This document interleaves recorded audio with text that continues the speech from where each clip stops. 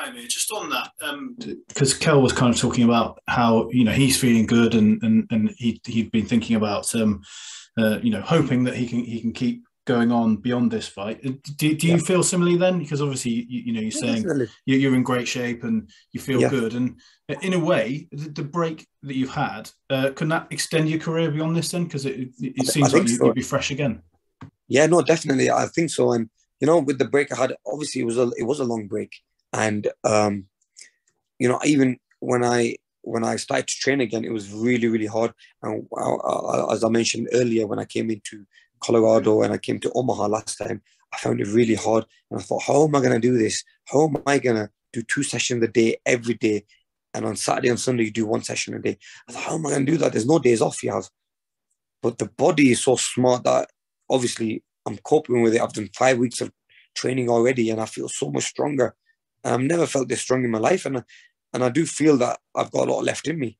Even after this fight, I think I will have a few more fights left in me where I'm even like the way I look at it is, and what gave me more confidence was when I was training with the younger fighters who are at the peak of their career, who are world champions or getting to becoming world champions, and having that in their sight that they want to become world champion. I'm outrunning them. I'm outsparring them. I'm out work the work rate I have is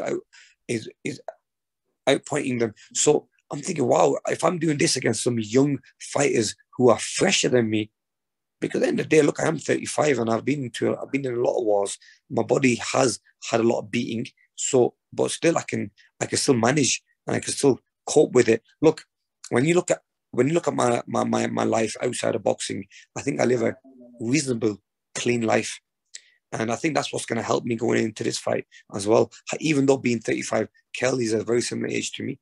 I think with Kell's lifestyle is very different. We live two opposite lifestyles. I live that clean lifestyle. I'm a family man. I spend time with my family, and I don't drink alcohol. So I live that clean life. Whereas with Kell, I don't think he does. I think Kell does go. He goes missing for a couple of days. He goes on a bender and stuff like that. Where there's a difference in the way you look at him. I mean, if you looked at him, if you saw him at the press conference, you would see in him how unfit, unhealthy he looked. Is that really gonna? Is he gonna be in the best condition in 10 weeks? Whereas with me, I've been training for the last couple of months. So, but yeah, I mean, look, time will tell. Let's go to Jonathan Pinfield. Amir, Kell said that when he's watched you in the ring previously, he's described it like watching Bambi on ice, and he's questioned your chin. Do you think a deciding factor in the fight could be who's got the best punch resistance? And just going back to the Bambi comment, are there any Disney or cartoon characters that you see in Kell Brook? No, I mean, I think, look, Kell's going to try to look. We know that Kell's not the best of speakers. You know the amount of shit he comes out with and the shit he talks. You know what I'm saying? And that's one thing about him, which maybe is one of the reasons the fight never really happened, because the crap he comes out with doesn't make sense, where he ends up suffering from not having that fight. But now he's going to give him that opportunity where now it's time, with all the rubbish he says, is for me to punch him in his face and put him in his place the proper way. You know what I mean? I mean, in front of my face, he shits himself. When it comes to me, if he's a man, he'd say it straight to my face, but he never says that straight to my face because he ain't man enough and he knows deep down himself that he can't beat me. You get me? So he's gonna say things behind the camera. He's gonna say things when he's not near me. But I mean, look, he can say what he wants. Look, I know one thing. I know one thing for a fact, that I will knock him out, and I will put him asleep. And he can say what he wants. Yeah, I mean, all this about punch resistance, not taking a punch. I mean, the guys who have put me down have been good fighters with good knockout percentages. You know what I mean? And no disrespect to that. I mean, I put my 100% fine. But the beating he's taken, and the way he's been hurt himself, and that was recently as well against Crawford. I'm like, yo, this guy really needs to think twice what he's saying. I mean, yeah, says things to promote a fight, but you're gonna make yourself look more stupid by saying all this, Let's go to Ryan Elliott now. Hi, Amir. Thank you for joining us. Just one question from me. Going back to Manchester for this fight, you fought all over the world, but obviously Manchester, particularly earlier in your career, is somewhere that was very special for you. How much does it mean to you now this fight is happening to take it somewhere that holds a place close to your heart?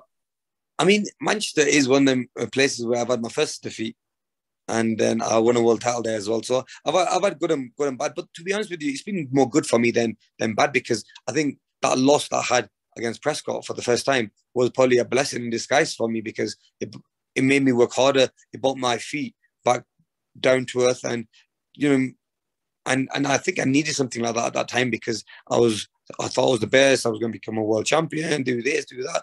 But then obviously that was like a wake-up call for me to come back and sort myself out. Now, then from then on, I went and won a world title there. I've had some great performances since then in Manchester Arena, and I love the arena. It's close to home. I do have a lot of fans and a lot of people who support me from that area. So it feels at home to me. It's like second home to me, really, because I live in Bolton. I'm literally 20 minutes away from Manchester. So I'm quite happy that the fight's there. And look, one thing about Manchester is I think it has to be one of the best arenas out there, because, you've got hotels close by. You've got everything close by. For fans, it's the right location. And it just shows how quick the arena sold out within minutes. So, yeah, that's Manchester for you, man. Let's go to Matt into boxing. Hi, Amir. I hope you're well. Hi, man. All right. I was. You talk about this being obviously there's a business decision when you're making the fight. Would the business decision would have been to make the fight, 4 or 5 years ago? Because we talk about this fight that potentially could have filled out Wembley Stadium at the time. Yeah. Would that not have been sort of the better business decision? Probably would have been, yeah. But then, you just don't know how things can turn out, and things go from there. I really wanted to campaign and make a name for myself in America. So I was doing a lot of fights in America at that time. And then obviously I did waste a lot of time when I was chasing Mayweather and the Pacquiao fight. So I did waste some time there. I mean, if I could change some few things, that might be one of the things I would have changed to have that fight early. But look, regardless, I think it's good that it's come now as well, because people still know that it's going to be a hell of a fight. Absolutely. Well, good luck, Amir. Appreciate your time. Thank you very much. Gareth A. Davies, you had your hand up and it come down. Do you want to ask a question? I would. Good evening, Amir. How are you? Gareth, how are you? Good, thanks. I'm good, thank you. Can I go back to Disney characters, please? Yeah. Elicited a great answer from you. Does Sleeping Beauty come to mind, maybe? I mean, that's why it's called Kell, if you want, yeah, because, I mean, he's one of them guys who always, I mean, the way he comes out with things, like he's the best out there who can take the best shot, and he's never been put down himself, he's never been put asleep himself. Come on, wake up, man. I mean, I don't like getting into stuff like that, because I just think that it becomes like a cat fight, really. Then it becomes I'm not that type of guy. I mean, calling him this, calling him names and stuff. I just find it quite funny, really, and hilarious that he's come to a stage where for him to promote this fight now, or he's probably lost of words now that he's coming out with some bloody Disney characters now. Can I just quickly add to that? So are you less emotional than he is about this fight? Oh, definitely. Look, my job is just to go in there and do what I do best.